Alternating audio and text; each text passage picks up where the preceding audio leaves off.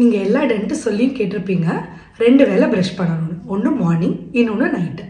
ஆனால் எந்த டைம் கரெக்டாக ப்ரஷ் பண்ணணும், நல்லா ப்ரஷ் பண்ணணுன்றது தெரியுமா உங்களுக்கு? கீழே கமெண்ட்ஸில் சொல்லுங்கள். 2 செகண்ட்ஸ் டைம் தரேன். மார்னிங்னு தானே நினச்சிட்டு இருக்கீங்க, ஆனால் இல்லை, நைட்டு தான்.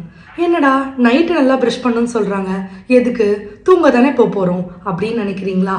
ஆனால் காலையிலேருந்து சாப்பிட்ட ஃபுட் பார்ட்டிகல்ஸ் எல்லாமே டீத்தில் போய் சேர்ந்துருக்கும்.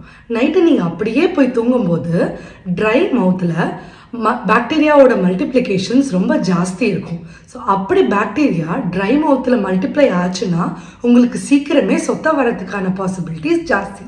ஸோ நீங்கள் நைட்டு ப்ரஷ் பண்ணிவிட்டு போய் படுத்துட்டிங்கன்னா ட்ரை மவுத்தில் பாக்டீரியாஸ் எதுவுமே இருக்காது. ஸோ மல்டிப்ளை ஆகிறதுக்கான சான்சஸ் கிடையாது.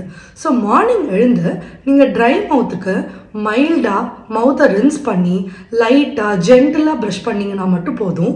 Night proper brushing and tongue cleaning பண்ணிங்கன்னா bad breath and bacteria accumulation, decay வர்றது எல்லாத்தையுமே உங்களால் தவிர்க்க முடியும்.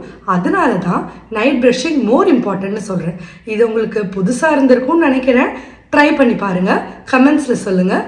Thank you. Follow for more videos.